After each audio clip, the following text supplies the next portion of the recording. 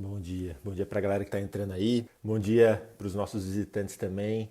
Bom dia para aqueles que entram e não aparecem aí também. E bom dia para quem vai ver isso em algum outro momento. Boa tarde, boa noite, não sei quando é que vocês vão ver isso. Mas enfim, sejam todos muito bem-vindos. E eu quero orar para a gente começar o nosso tempo aqui. E aí a gente vai conversar um pouquinho hoje sobre aquilo que os nossos olhos veem, a importância daquilo que nós vemos e como aquilo que nós vemos reflete muito do nosso coração. E a gente vai ver isso na história de Ló, lá em Gênesis capítulo 13, principalmente. Mas vamos orar e aí depois a gente começa o nosso tempo aqui. Senhor Deus, muito obrigado por mais esse dia que o Senhor nos deu. Muito obrigado, Pai, pela oportunidade de termos esse tempo para conversar um pouco sobre a Tua Palavra, aprendermos juntos, crescermos juntos. E nós pedimos, Deus, que o Senhor nos ajude a ter olhos sensíveis àquilo que é importante para o Senhor, aquilo que é valoroso para o Senhor. Que o Senhor, Pai, nos ajude a termos as prioridades certas e a buscarmos, Deus, aquilo que agrada ao Senhor. Que o Senhor nos ajude, Deus, a enxergar também aquilo que tem levado a nossa atenção para longe de Ti e que o Senhor nos ajude, Pai, a sermos sensíveis a isso e a fugirmos dessas coisas, para que nós não nos afastemos do Senhor e para que nós consigamos viver vidas, Deus, que agradem ao Senhor e que levem as pessoas ao nosso redor para mais perto do Senhor também. E nós oramos, ó Deus, por tudo isso no precioso nome de Jesus, que é o nosso Salvador. Amém. Bom dia para o pessoal que foi entrando depois aí também. Sejam todos muito bem-vindos, muito bem-vindos. E como eu falei um pouquinho antes da oração, a gente vai trocar uma ideia hoje sobre aquilo que os nossos olhos veem. Aquilo que os nossos olhos veem. Qual a importância disso? O que os nossos olhos buscam? Qual a importância daquilo que os nossos olhos buscam? O que isso mostra para nós? E a gente vai fazer isso em Gênesis 13. Em Gênesis 13. E se você quiser ir abrindo a sua Bíblia lá, você pode abrir sua Bíblia lá. Mas antes, eu tenho uma coisa que me chamou a atenção para isso. Eu já li esse texto de Gênesis 13 algumas vezes, mas esse detalhe especificamente me chamou a atenção por um momento muito diferente que eu estou vivendo na minha vida. Esses últimos dias e semanas têm sido bem interessantes. Vez ou outra eu me pego dando uma olhada na internet em móveis, em eletrodomésticos, coisas para casa, cortina, preço de internet, coisas desse tipo. Eu nunca pensei que eu fosse entrar, por exemplo, no supermercado e me interessar por jogos de talheres, tigelas, batedeiras, Tupperware, material de limpeza, outras coisas. Para mim, o material de limpeza ele já vinha com a casa. Recentemente eu descobri que a gente tem que comprar essas coisas e que elas não aparecem do nada. Copo, panela, talher, um monte de coisa assim, Essas coisas começaram a atrair os meus olhos, simplesmente porque houve uma mudança de prioridades, O casamento está chegando, essas coisas começam a ser mais importantes e eu acho até engraçado pensar que essas coisas elas sempre tiveram no supermercado, mas eu nunca notei nada disso. Eu normalmente ia só no corredor lá de salgadinho, Fini, no máximo desodorante que às vezes eu comprava. Não que eu não uso sempre, tá, pessoal? Que às vezes minha mãe comprava pra mim. Mas é interessante isso, Agora é óbvio que todos nós vamos sobreviver sem enxergar esses talheres, tigelas do supermercado, produto de limpeza e tudo mais e tal. A gente vai sobreviver sem essas coisas.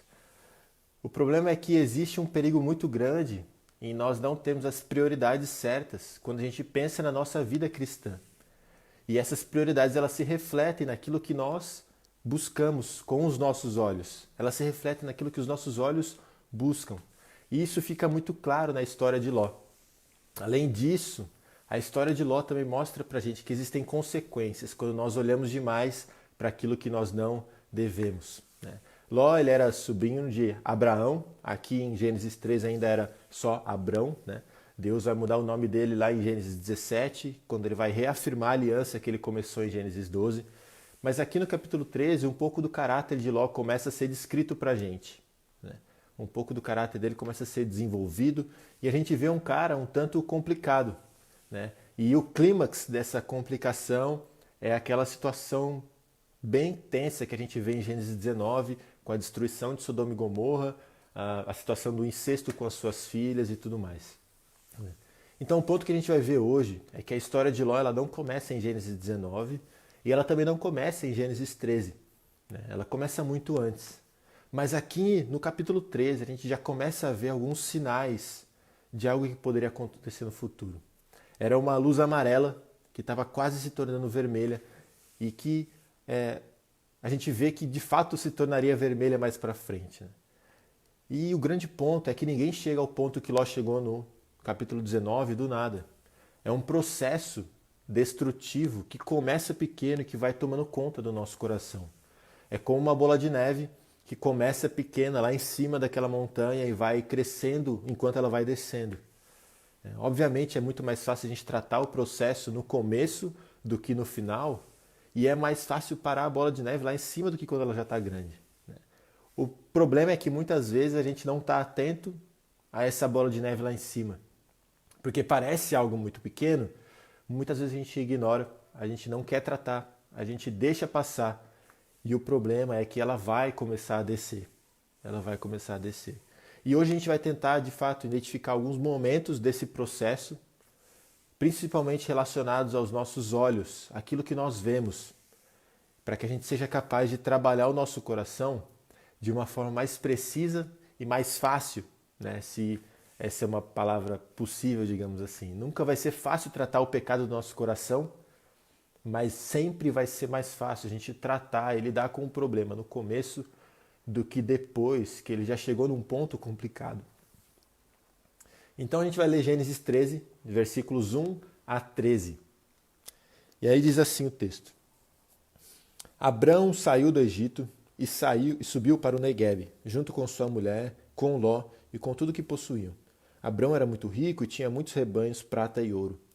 Do Neguebe prosseguiram em sua jornada, acampando ao longo do caminho em direção a Betel. Por fim, armaram as tendas entre Betel e Ai, onde haviam acampado anteriormente, e onde Abrão havia construído um altar. Ali Abrão invocou o nome do Senhor outra vez.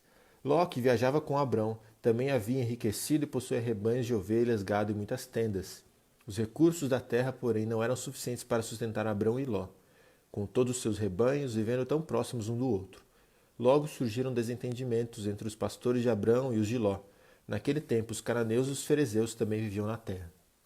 Então Abrão disse a Ló: Não haja conflito entre nós, ou entre nossos pastores. Afinal, somos parentes próximos. A região inteira está à sua disposição.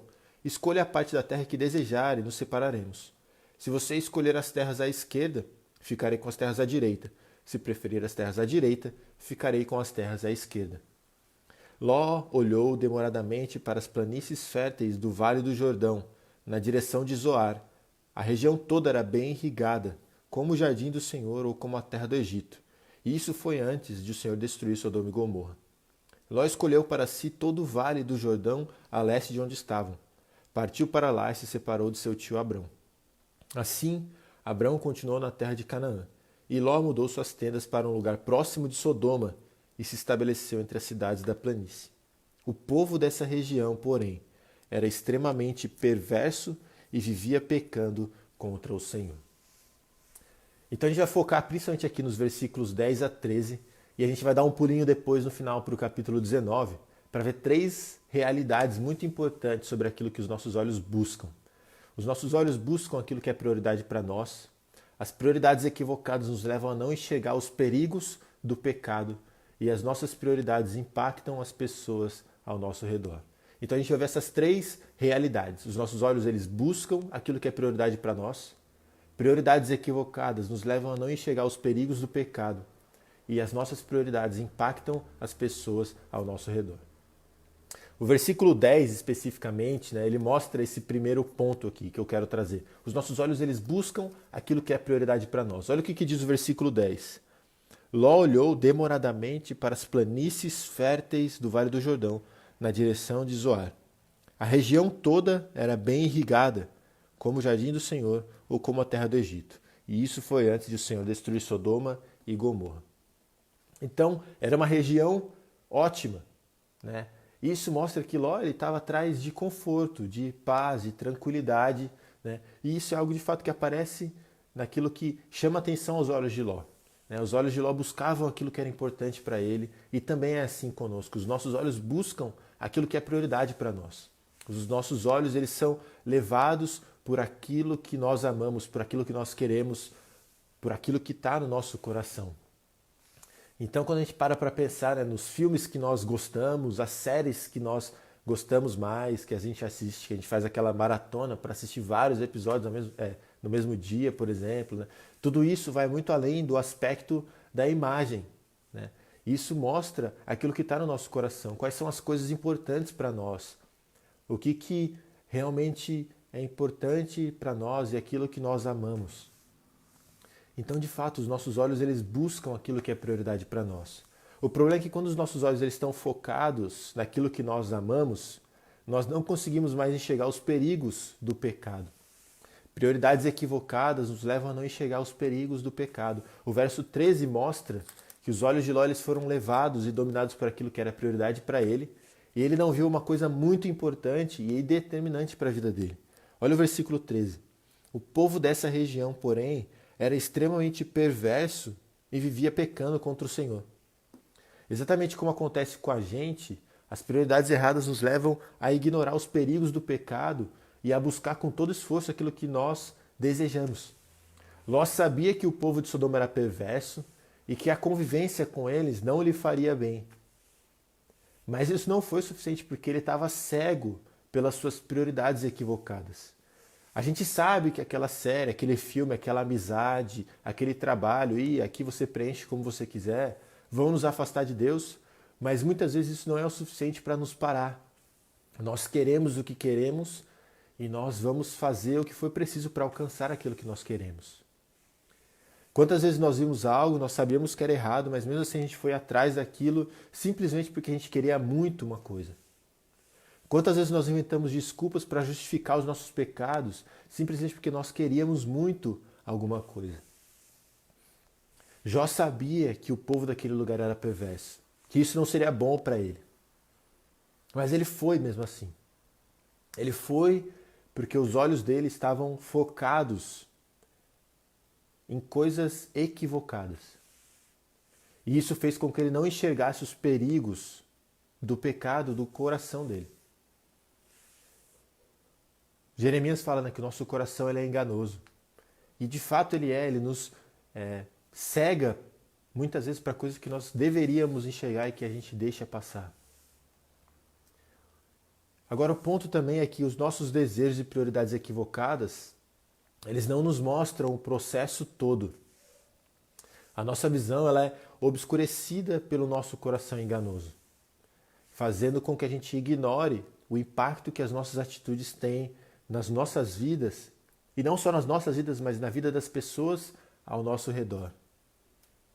E galera, não tem como a gente fugir dessa realidade. As nossas prioridades, elas impactam as pessoas ao nosso redor. Eu não estou falando que nós somos responsáveis pelo pecado das pessoas ao nosso redor, mas nós somos responsáveis sim pela forma como a gente impacta as pessoas ao nosso redor. Por influência da decisão de Ló, a esposa dele morreu, que a gente vê lá em Gênesis 19, naquela situação toda de Sodoma e Gomorra. E teve toda aquela situação com as duas filhas dele que cometeram incesto. De novo, não estou falando que Ló era responsável pelo pecado da esposa dele, das filhas dele, mas ele foi responsável por colocá-las numa situação que não era favorável no ponto de vista espiritual. Ele estava levando a família dele para longe do Senhor, para um lugar onde o pecado era comum, onde ele seria contaminado com aquela cultura podre do povo de Sodoma e Gomorra. Mas porque ele queria o conforto, a paz, aquelas posses, talvez poder e tudo mais, ele deixou passar isso. Ele deixou passar isso. Então a forma como a gente vive vai contribuir ou atrapalhar a caminhada das pessoas que estão à nossa volta. Talvez você pense que não, mas cada atitude sua produz algum impacto naqueles que convivem com você. Cada atitude nossa impacta de alguma forma, positivamente ou negativamente, as pessoas que estão ao nosso redor. Ou a gente está levando essas pessoas para mais perto de Cristo, como Abraão fez com Ló. Lá em Gênesis 19, tirando Ló de Sodoma e Gomorra lá e trazendo Ló para perto. Ou a gente está levando essas pessoas para Sodoma, como Ló fez com a família dele. Então, qual dessas duas tem sido a sua realidade? Você é alguém conhecido como alguém que edifica pessoas?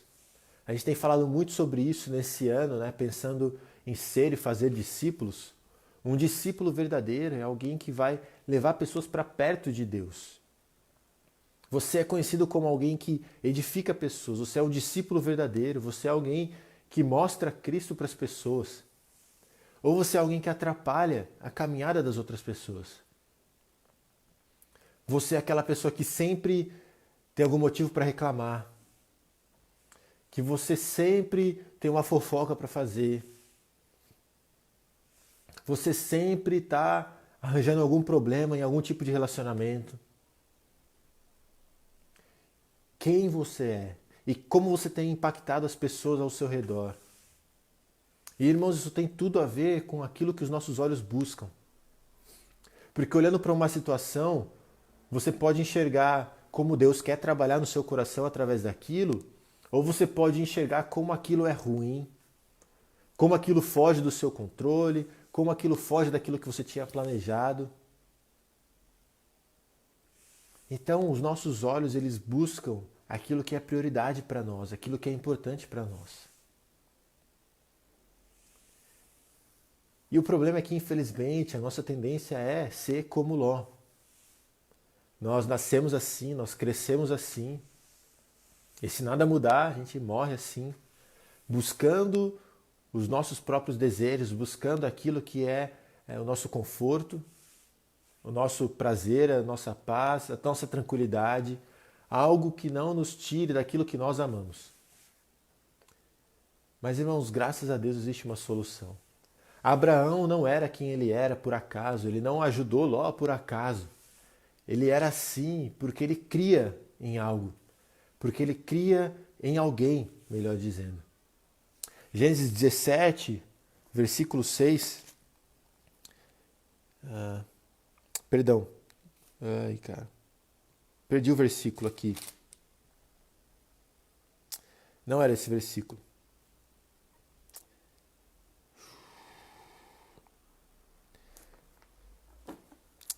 Eu marquei o versículo errado aqui, desculpa.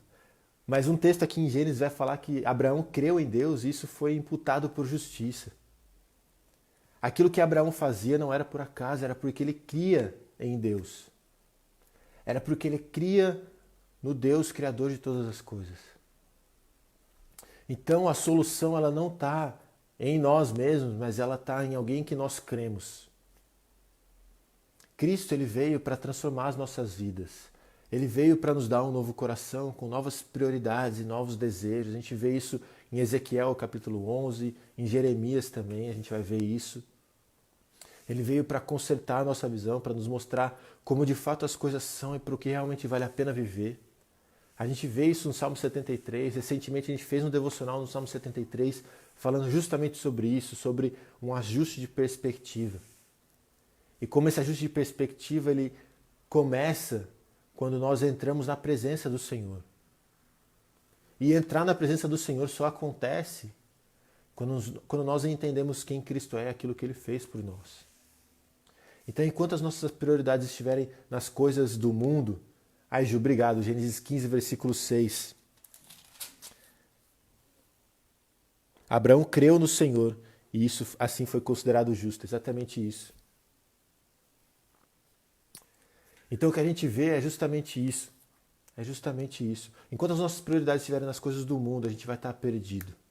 Mas se Cristo for a nossa prioridade, nós seremos capazes de enxergar o nosso pecado e lutar contra ele. Nós seremos capazes de amar, influenciar, investir nas pessoas ao nosso redor, porque nós estaremos atentos às necessidades dessas pessoas. E é isso que Jesus fala em Mateus 6, 22 e 23. Eu quero terminar com essa passagem aqui. Durante o Sermão do Monte, Jesus vai falar sobre isso. E em Mateus 6, 22 e 23 diz o seguinte: seus olhos são como uma lâmpada que ilumina todo o corpo. Quando os olhos são bons, todo o corpo se enche de luz. Mas quando os olhos são maus, o corpo se enche de escuridão. E se a luz que há em vocês é na verdade escuridão, como é profunda essa escuridão? Irmãos, os nossos olhos, eles mostram aquilo que está no nosso coração. Aquilo que nós buscamos com os nossos olhos mostra aquilo que está no nosso coração. Então o desafio é: fique atento àquilo que chama a sua atenção. Será que a sua atenção tem sido puxada por coisas que agradam a Deus e pelo próprio Deus? Ou tem sido puxada pelos desejos pecaminosos do nosso coração? E não esqueça, as nossas prioridades, aquilo que nós buscamos, impactam e muito as pessoas ao nosso redor. Impactam e muito as pessoas ao nosso redor. Vamos orar? Senhor Deus, muito obrigado mais uma vez pelo tempo que a gente teve juntos aqui. Nós te agradecemos, ó Deus, pela tua graça que nos livra dessa cegueira, Deus. Da cegueira dos nossos desejos, nos livra de buscar aquilo que não agrada ao Senhor, Pai. Através de Cristo nós temos um novo coração, um coração capaz de satisfazer a Tua vontade e buscar aquilo que agrada ao Senhor. E nós clamamos, ó Pai, que o Senhor nos dê olhos sensíveis, corações sensíveis ao nosso pecado e que nós busquemos coisas que de fato glorificam ao Senhor e que levam as pessoas ao nosso redor para perto de Ti. E nós oramos por isso, ó Pai, no precioso nome de Jesus, que é o nosso Salvador. Amém. Irmãos, é isso, nós ficamos por aqui. Espero que vocês tenham um ótimo dia, um dia abençoado e nós nos vemos em breve. Beleza? Abraço, fiquem com Deus, tchau, tchau, até a próxima.